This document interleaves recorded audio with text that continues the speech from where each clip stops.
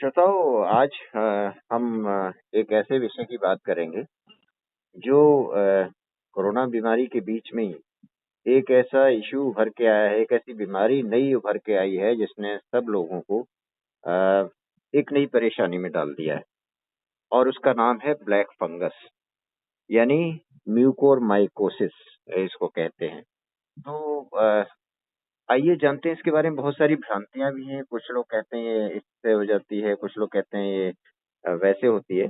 इसके लिए हमने डॉक्टर आदित्य भार्गव से बातचीत की है। आप सीनियर प्रोफेसर हैं, अध्यक्ष हैं ईएनटी विभाग पीजीएमएस रोहतक यानी पंडित भगवत दयाल विश्वविद्यालय रोहतक में। डॉक्टर साहब, स्वागत है आपका स्टूडियो में। डॉक्टर साहब, पहला प्रश्न हमारा ये है कि ये जिसको आप म्यूकोरमाइकोसिस या ब्लैक फंगस कहते हैं, ये है क्या बेसिकली? जी नमस्कार जी।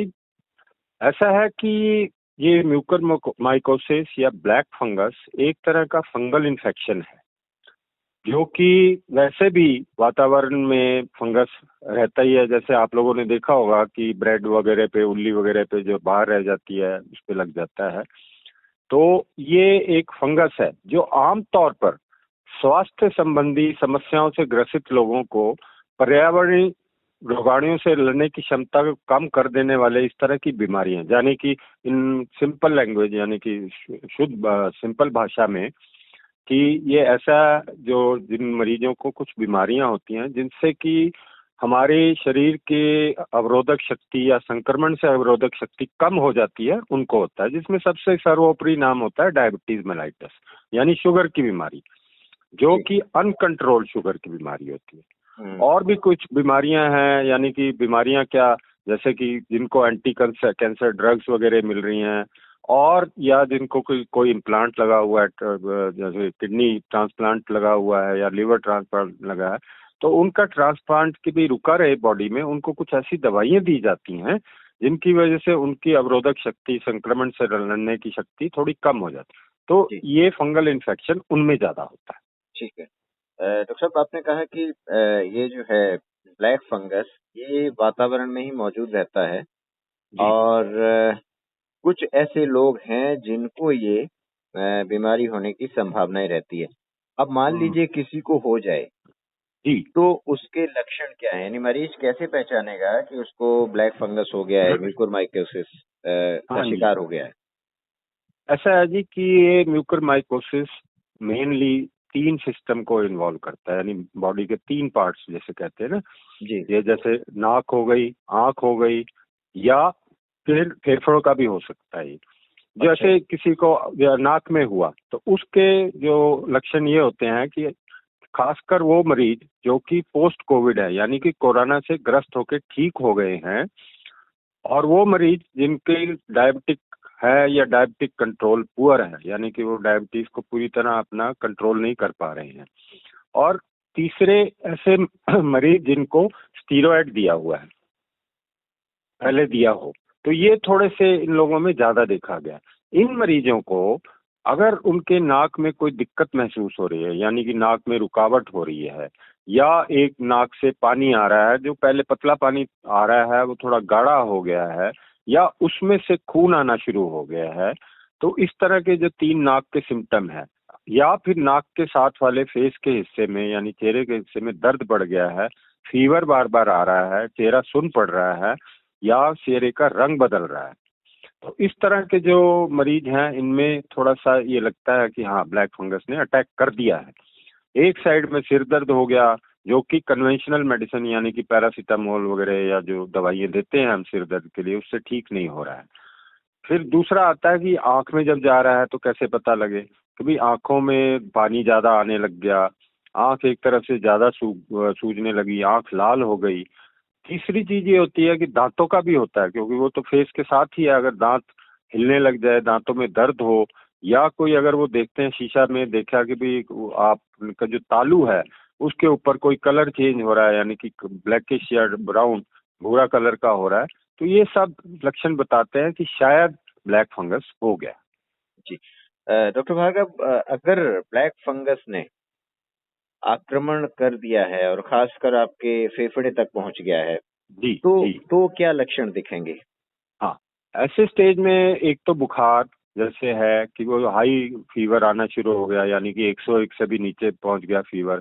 हम्म। सांस लेने में दिक्कत हो रही है, या उनको ऐसा है कि बहुत ज्यादा खांसी आ रही है, या खांसी में खून आने शुरू हो गया है, और सीने में दर्द है।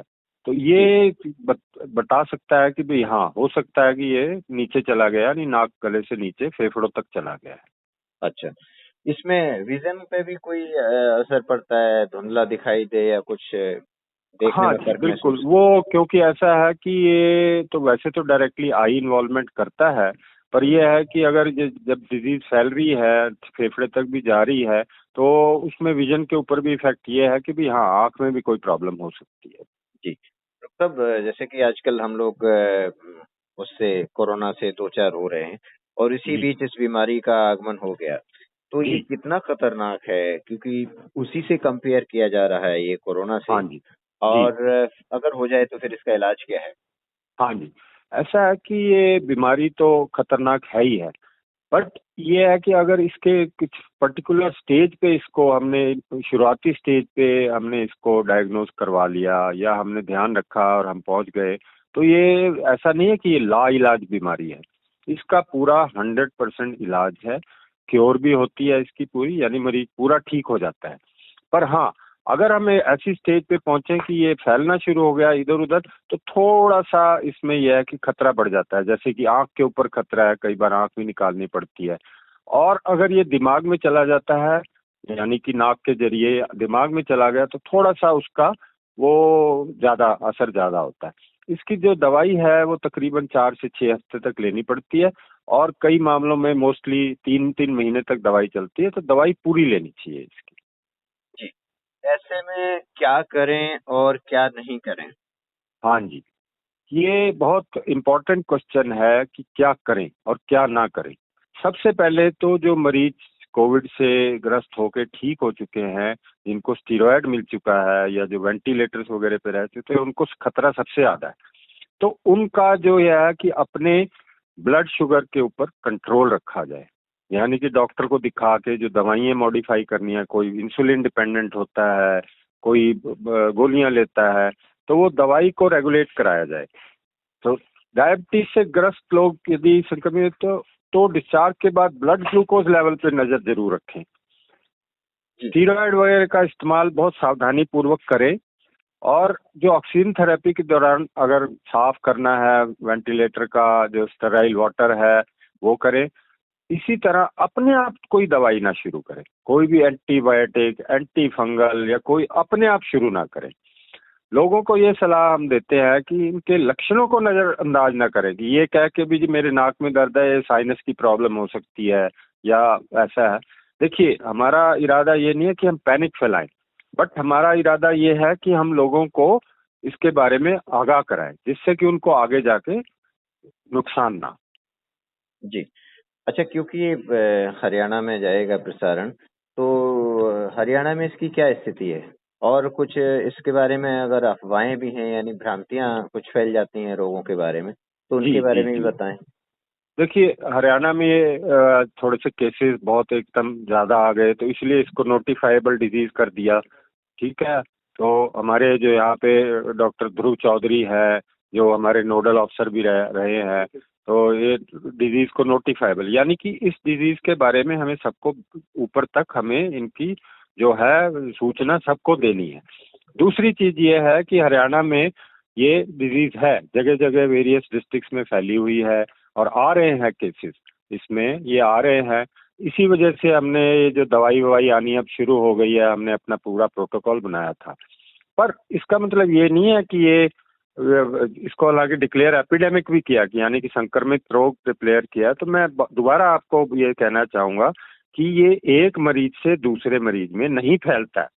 तो ऐसा संक्रमण नहीं है जैसे ये कोरोना था, कि जैसे कोरोना सांस के जरिए फैल, ये नहीं फैलता है। सबसे बड़ी बात ये है, इसलिए कि किसी भी मरीज को आइसोलेशन में या छूत की बीमारी समझ के। दूसरी चीज है कि कुछ अफवाहें हैं या कुछ मिस थॉट्स हैं कि भाई इसके बारे में, जैसे लोग कहते हैं जी कोई कुछ कच्चा खाने से, यानी कि रॉ फूड से फंगल इन्फेक्शन हो रहा है। गलत है ये। दूसरी चीज कीजिए, सिलेंडर से जो ऑक्सीजन सपोर्ट देने के लिए जो सिलेंडर यूज करते हैं उससे फैल रहा है, वो भी गलत है। तीसरी चीज ये हो रही है कि कुछ लोग कहते हैं हरियाणा के किसी पर्टिकुलर डिस्ट्रिक्ट में या स्थान पे ये ज्यादा हो रहा है, ऐसा भी कोई एविडेंस नहीं है। हकीकत यह है कि कोरोना के मरीज अगर होम आइसोलेशन में ट्रीटमेंट ले रहे हैं और अगर उनमें दिख रहा है तो उसको अपना दिखा के जल्दी से जल्दी इलाज कराने की कोशिश करें। जी। डॉक्टर भार्गव, ये भी कहा जा रहा है कि ये जो ऑक्सीजन के सिलेंडर्स जो इंडस्ट्री की ऑक्सीजन सप्लाई होती है, अगर उनको इस्तेमाल किया जाता है तो उनसे कोई संभावना बनती है क्या? हाँ, ऐसा कुछ नहीं है जी। ऐसा कोई एविडेंस नहीं है कि ये किसी ऑक्सीजन सिलेंडर से ये वो हो रहा है। ऐसा कुछ नहीं है जी, हमारे पास तो कोई ऐसा एविडेंस नहीं है। तो अच्छा। ये अफवाह है, इस पे ध्यान ना दिया जाए। और हॉस्पिटल्स में जो ऑक्सीजन जैसे दी जाती है, तो वहाँ उनके वो जो पार्ट्स होते हैं जो मुंह वगैरह में लगते हैं, उनकी साफ सफाई न रखने से भी बहुत क्या? ऐसा है जी कि साफ सफाई तो पूरी रखी जाती है। हम्म। उनको ट्यूबिंग व्यूबिंग सब साफ की जाती है, स्टेराइल वाटर, बाकी जो एंटीसेप्टिक है उनको हम रिवर्स वेंटिलेशन करके उनकी सफाई करते हैं।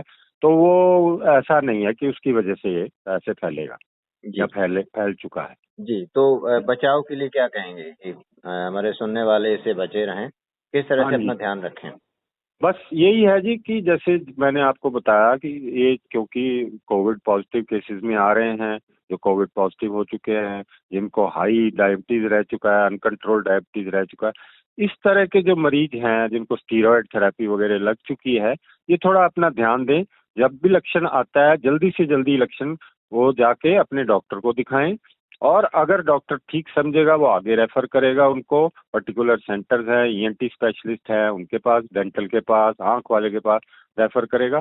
और जो डॉक्टर बताए, ये संभ्रांति है कि भाई इसमें ये है जी हमें अगर नाक में है तो कोई भी जो सिम्टम आ रहा है उसको नजरअंदाज ना करें। जी। बहुत शुक्रिया डॉक्टर आदित्य भार्गव, आपने बहुत सारे पहलुओं पर प्रकाश डाला। हमारे श्रोताओं को इससे काफी मार्गदर्शन होगा और उनको ये भी धन्यवाद। पता लगेगा कि ब्लैक फंगस असलियत में रोग क्या है और इसका इलाज और इसका जो उपचार है और इसका जो जी बचाव है वो जी, कैसे किया जा सकता है। बिल्कुल। जी, जी, शुक्रिया, धन्यवाद।